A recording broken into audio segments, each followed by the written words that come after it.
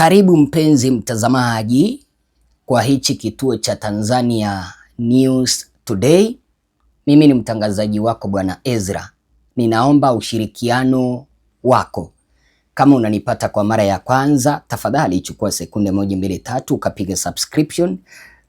Kwa sababu ukifanya hivyo mpenzi mtazamaji, utakuwa umechangia kwenye ukuaji wa hichi kituo. Vile ninakuomba uweze kusambaza hizi kanda. Kuna taarifa ambazo nimeweza kuombwa kwa muda mrefu niweze kuziangazia.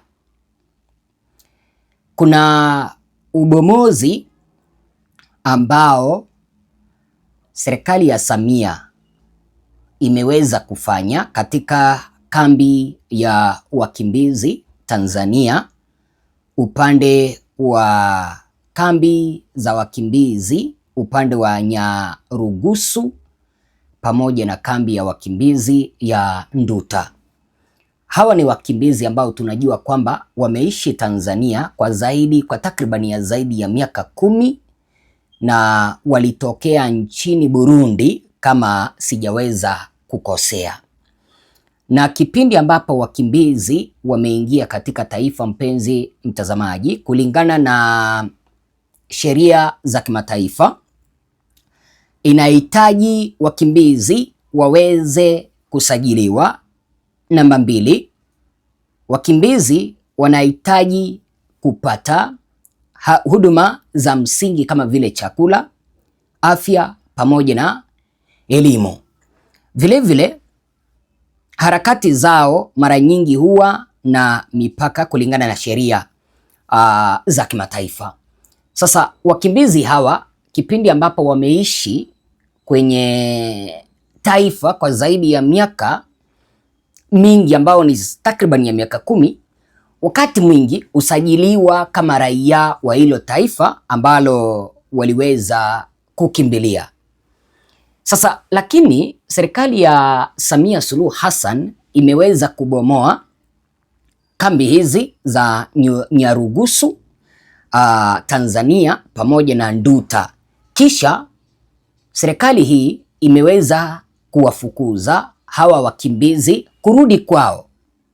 Kumbuka kwamba kuna watoto ambao wamezaliwa wakiwa kwenye ardhi ya Tanzania kutoka kwa hawa wakimbizi ambao nimekueleza wameishi Tanzania kwa takriban ya miaka 10 jinsi ambavyo tunazungumza. Unaona, hata wewe uweze kutorokea mfano Marekani, unaweza ukasajiliwa kama Mmarekani. Unajua uzuri wa Marekani ni ule, ukikimbilia pale wakiona kwamba usalama wako hupo hatarini, wanakusajili kama Mmarekani, unapata uraia wa Marekani. Hata sheria za dunia nzima inasema kwamba wakimbizi wakikimbizwa kutoka kwao wakienda katika taifa lingine, wanapaswa kupewa uhifadhi ikiwa maisha yao yapo hatarini. Na kipindi ambapo wakimbizi hawa waliweza kutoka Burundi, mpenzi mtazamaji, maisha yao yalikuwa hatarini. Wengi wameweza kuita Tanzania kama kwao, lakini kanda ambazo nimeweza kuzitumiwa, mpenzi mtazamaji, zinaonyesha wazi serikali hii iliweza kuwabomolea raia nyumba zao ambazo walikuwa wamejenga mahala ambapo walikuwa wanaishi, na ni watu wengi wamefukuzwa makwao.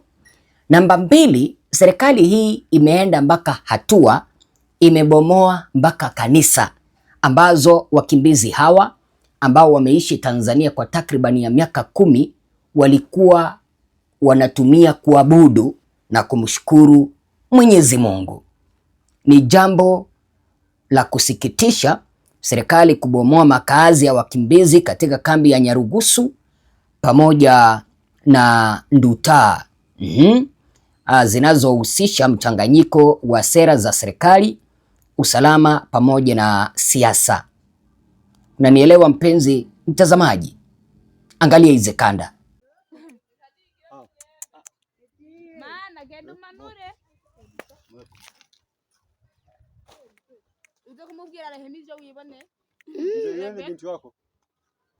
Na? Yule ni binti wako? Hapana. Hapana. Ni jirani? Ni jirani wangu. Da, ila inauma hii. Mtu haujajiandaa. Kwa mtu akienda dibacha unampokea? Dibacha hakatai. Kwa hiyo wewe ni wa zoni ya 13 ya 12? Mimi ni zoni ya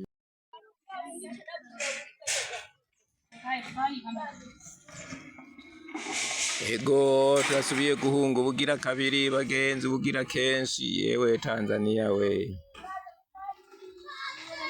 Yewe Tanzania, yewe Tanzania we.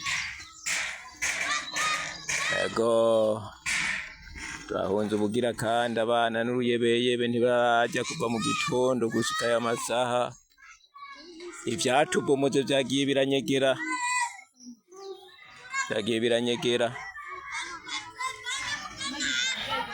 Bagiye baranyegera batashe ngo bazosubire ejo.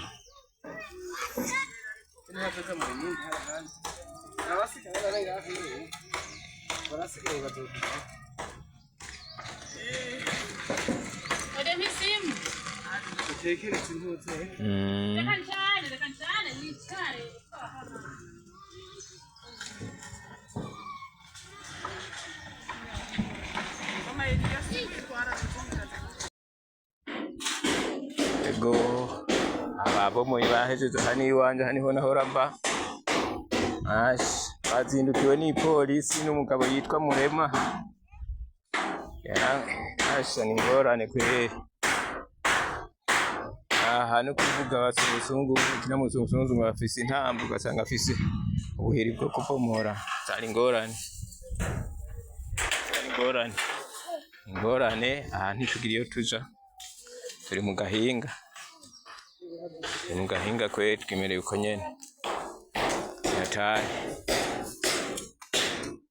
Sasa ni nini tena? Tunaitwa wakimbizi kana kwamba ni jina tulilochagua. Nina imani kwamba umeweza kupata taswira kamili, kwa sababu ni kitu ambacho kinaonekana, mpenzi mtazamaji. Angalia mpaka hao watoto jinsi ambavyo nyumba zao zimeweza kubomolewa. Hawana mahala pa kuelekea, hawana mahala pa kuita nyumbani. Hata pale ambapo serikali hii ya Samia Suluhu Hassan inawafukuza eti kwamba warudi kwao. Sasa watarudi wapi? Kwa sababu wengine walifukuzwa kutoka hata pale Burundi, walikimbilia Tanzania. Hawajui kwao ni wapi, hawajui wataenda kujenga wapi, hawajui wataenda kukaa wapi. Hawa watu, mpenzi mtazamaji, wameishi Tanzania kwa takriban ya miaka 10. Hata pale ambapo wanaenda, ninaelezwa kwamba wanaenda kulazimishwa kufanya kazi ngumu. Wengine kuweza kujiingiza kwenye makundi ya jeshi. Sasa serikali ya Samia inasema kwamba inataka kupunguza kambi za wakimbizi Tanzania, na ndio maana wameweza kuwafukuza wakimbizi hawa. Mimi sikubaliani kabisa na hichi kitendo, na ninaweza nikakueleza kwa sababu unajua mimi ni mtu mwenye ninaenda na haki. Vile mimi ni mtu ambaye ninafuata sheria za kimataifa. Sheria za kimataifa zinasema kwamba wakimbizi waweze kupewa hifadhi.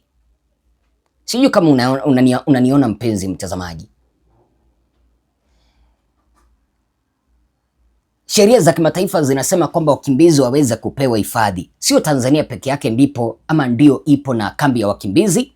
Hata Kenya tuko na kambi za wakimbizi zaidi ya ngapi? 3 kama sijaweza kukosea. Kenya ipo na kambi ya wakimbizi zaidi ya 3. Kuna mfano kambi ya Dadaab, kaunti ya Garissa, moja kati ya kambi kubwa zaidi duniani. Wakimbizi wengi hutoka Somalia.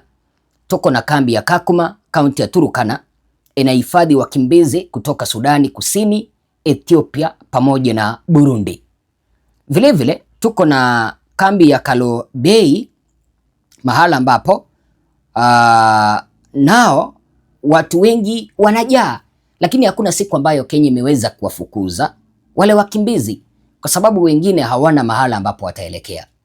Kipindi ambapo Samia anafukuza wakimbizi ambao walikuwa wamefanya Tanzania kama kwao, wanafanya kazi, kulisha familia na kulipa kodi kwa taifa, ni jambo la kusikitisha sana, na sijui endapo Samia yuko na utu, lakini mimi ninaweza nikasema kwamba Samia hana utu. Sasa kama aliweza kuwaua Watanzania kwa kutaka kusalia madarakani, hawa ambao ni wakimbizi ni akina nani asiwafukuze? Lakini jinsi ambavyo nimekueleza mpenzi mtazamaji, kulingana na sheria za kimataifa haziruhusu kabisa wakimbizi kubomolewa nyumba zao na kukimbizwa. Hata kipindi ambapo Samia ameweza kubomoa hizi nyumba ambazo nimekuonyesha hapo mpenzi mtazamaji, sheria za kimataifa zimeweza kumkosoa kwa hatua hizo za kubomoa nyumba hizo na kuwarejesha wakimbizi nyumbani kwao, haswa kutoka upande wa Burundi, kwa kisingizio kile ambacho Samia anasema kwamba anataka kupunguza kambi za wakimbizi Tanzania, na anasema kwamba amani imeweza kurejea Burundi. Akaendelea kusema kwamba wakimbizi hawana tena sababu ya kubakia Tanzania, na vilevile akaendelea kusema kwamba hataki wakimbizi waendelee kukaa katika taifa lake kwa muda mrefu.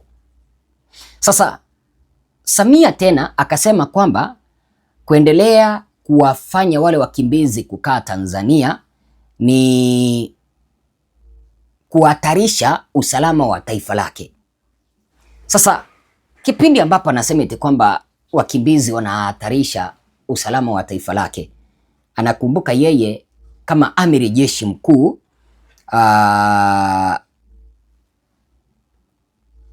akiagiza maafisa wa polisi kuwaua raia wa Tanzania zaidi ya 10,000 na kisha akawazika. Sasa kipindi ambapo nashangaa nasema eti kwamba nataka kupunguza kitu ambacho kinaitwa hofu kwa usalama wa taifa, ninashangaa. Vilevile serikali hii anasema kwamba hataki kujumuisha kudumu kwa wakimbizi Tanzania. Hataki kabisa wakimbizi kujenga kwenye ardhi yake ya Tanzania, na ndio maana ameweza kuwafukuza warudi kwake.